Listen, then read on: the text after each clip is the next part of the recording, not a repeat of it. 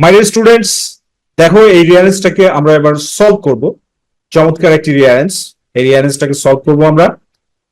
তো রিয়ারেন্সকে তুমি রিয়ারেন্স করতে হলে সিকোয়েন্স অনুযায়ী একটা গল্প সাজাতে হলে সর্বপ্রথম তোমাকে যেটা করতে হবে সেটা হচ্ছে তুমি সুন্দরভাবে ফ্রেজ ওয়াইজ ট্রান্সলেশন করে পড়ে বুঝে নেবে।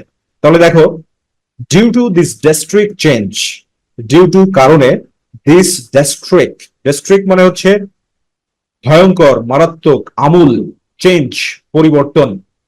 তাহলে due to this drastic change, এই ভয়ঙ্কর পরিবর্তনের কারণে, পিপল ক্যানট ডিসাইড, মানুষের সিদ্ধান্ত নিতে পারছে না, হোয়াট অ্যাপ্রোপ্রিয়েটলি টু ডু, সঠিকভাবে কি করতে হবে, to fight this danger, to fight মোকাবেলা করতে, দিস ডেঞ্জার এই বিপদটিকে, অথবা টু ফাইট লড়াই করতে, দিস ডেঞ্জার এই বিপদের বিরুদ্ধে। উই আর ওয়েটনেসিং, আমরা সাক্ষ্য দিচ্ছি, উই আর ওয়েটনেসিং আমরা সাক্ষ্য দিচ্ছি বা দেখছি, সিরিয়াস এডুকেশন ক্রাইসিস, একটি গুরুতর শিক্ষা সংকট, দ্যাট ওয়াজ ওয়ান্স, যেটা ছিল এক সময়, দ্যাট ওয়াজ ওয়ান্স যেটা ছিল এক সময়, বিয়ন্ড ইমাজিনেশন কল্পনার বাইরে, বিকজ অফ দি ইনকনসিভেবল, ইনকনসিভেবল মানে হচ্ছে অকল্পনীয়, তাহলে বিকজ অফ দি ইনকনসিভেবল কোভিড-19 disaster,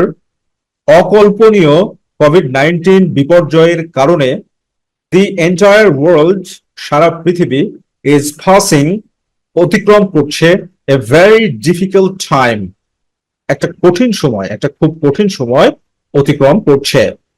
they also find difficulties, তারা সমস্যা খুঁজে পাচ্ছে, ডিফিকাল্টিস বলতে সমস্যা, কঠিন কঠিন দিক খুঁজে পাচ্ছে, কি দিক খুঁজে পাচ্ছে, কিপিং পেস গতি বজায় রাখার জন্য, উইথ দিস চেঞ্জ এই পরিবর্তনের সাথে, দিস ডিজাস্টার এই বিপর্যয়, হ্যাজ চেঞ্জড পরিবর্তন করে দিয়েছে, দ্য ওয়ার্ল্ড সিনারিও পৃথিবীর দৃশ্য, ড্রাস্টিক্যালি মারাত্মকভাবে, আমূলভাবে।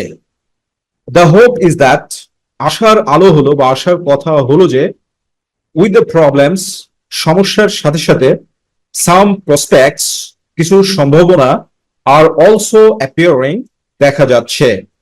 আওয়ার এডুকেশন সেক্টর আমাদের শিক্ষা খাত, ইজ আন্ডারগোয়িং সহ্য করছে বা যাচ্ছে, দ্য সেম ক্রিটিক্যাল কন্ডিশনস একই রকমের বিপজ্জনক অবস্থা। হাউএভার যাই হোক, দেয়ার ইজ এ রে অফ হোপ আশার আলো রয়েছে। মাই dear students, it is not easy to translate like this, এরকম করাটা সহজ একটা ব্যাপার না, দিস ইজ এ চ্যালেঞ্জ। ওকে, তো এই চ্যালেঞ্জটাকে যে ওভারকাম করতে পারে সেই ইংলিশটাকে গ্র্যাপস করতে পারে, ভালো করতে পারে।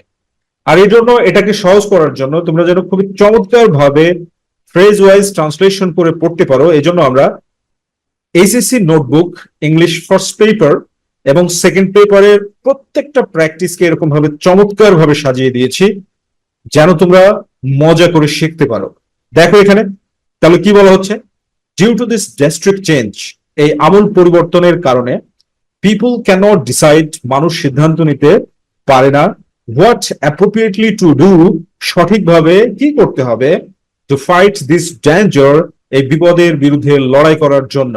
চ্যালেঞ্জ, চ্যালেঞ্জ, যদি তুমি এই চ্যালেঞ্জটাকে যদি মানে জয়লাভ করতে পারো এইভাবে ভেঙে ভেঙে পড়ার চ্যালেঞ্জটাকে, তাহলে তাহলে তুমি অবশ্যই 100% ইংরেজি শিখবে। এই একটা লাইনের মধ্যে তুমি কতগুলো ওয়ার্ডকে ক্র্যাক করলে, ঠিক আছে? সো এই বইটা একটা রেভলিউশনারি বুক, আমাদের যে HSC notebook English first part এবং সেকেন্ড পার্ট, এটা হচ্ছে একটা revolutionary book, because this is the first time in Bangladesh, বাংলাদেশে এই প্রথম আমরা এইভাবে ভেঙে এত চমৎকার একটা বইকে বানিয়েছি। So I want to warn, আমি তোমাদেরকে এই জন্য সতর্ক করতে চাই, সময় নষ্ট করো না, আমাদের এইচএসসি ফার্স্ট পার্ট এবং সেকেন্ড পার্ট নোটবুক কালেক্ট করে নাও, নিয়ে এইভাবে সুন্দরভাবে প্র্যাকটিস করো এবং ইন্টারমিডিয়েট লেভেলটাকে চমৎকার করে ফেলো, ইংলিশটাকে সেই লেভেলে পৌঁছে দাও। ওকে, তো আমরা সিকোয়েন্স অনুযায়ী চলো এবার এই রিঅ্যারেঞ্জটাকে অ্যারেঞ্জ করি। অ্যারেঞ্জ করলে কি হচ্ছে আমরা দেখি। তো প্রথমে এটা এমন একটা শুধুমাত্র তথ্য নির্ভরশীল একটা ব্যাপার। তো তথ্য নির্ভরশীল ব্যাপার মানে একটা ডিজাস্টার সম্পর্কে যে দুর্যোগ বা বিপর্যয় সম্পর্কে কথা বলা হবে, সেই ডিজাস্টার বা দুর্যোগ বা বিপর্যয়কে আগে তুলে ধরতে হবে। তাহলে সি নাম্বারটা দেখো, বিকজ অফ দি ইনকনসিভেবল কোভিড-19 disaster.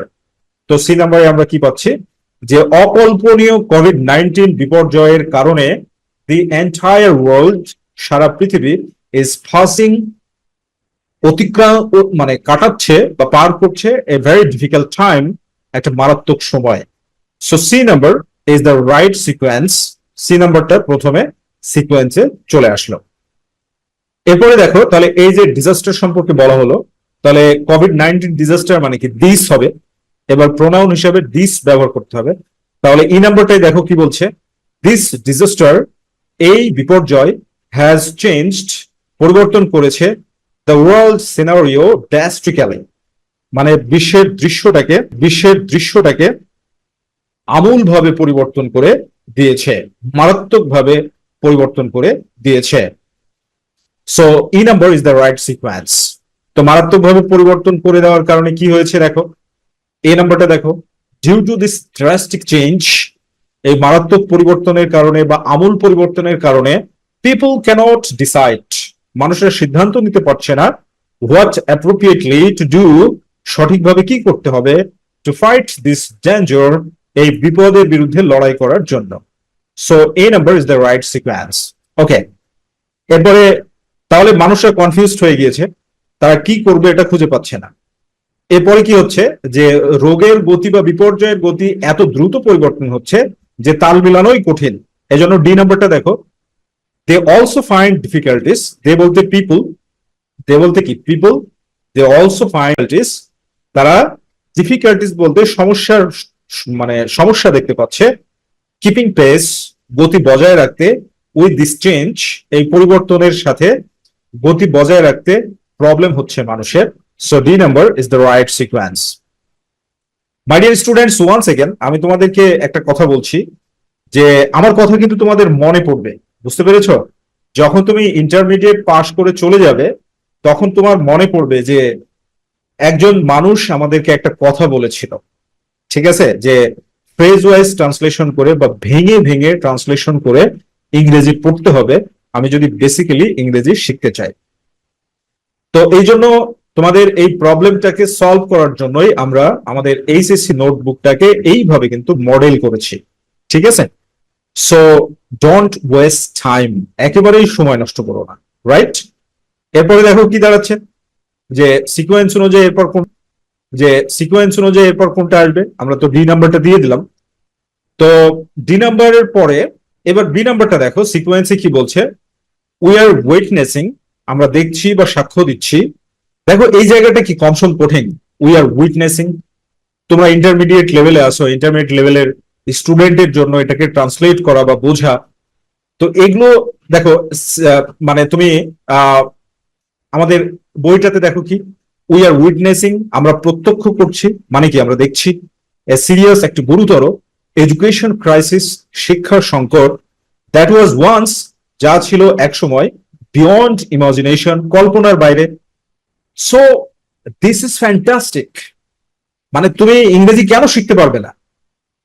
My question is that, যে তুমি ইংরেজি কেন শিখতে পারবে না? অবশ্যই শিখতে পারবে, and it is my challenge, within 40 days.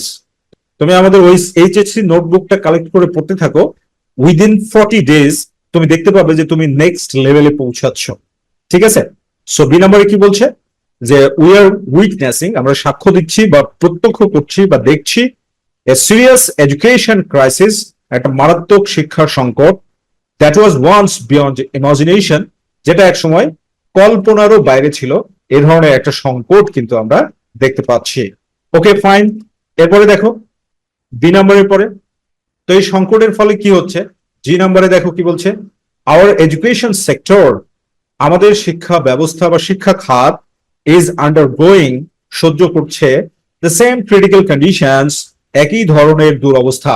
তাহলে জি নাম্বারে দেখো কত সুন্দরভাবে তোমাদেরকে ট্রান্সলেট করে দিয়েছি, আওয়ার এডুকেশন সেক্টর, আমাদের শিক্ষা খাত, ইজ আন্ডারগোয়িং, চলছে বা সহ্য করছে, বা সেম ক্রিটিক্যাল কন্ডিশন, একই সংকটের মধ্য দিয়ে।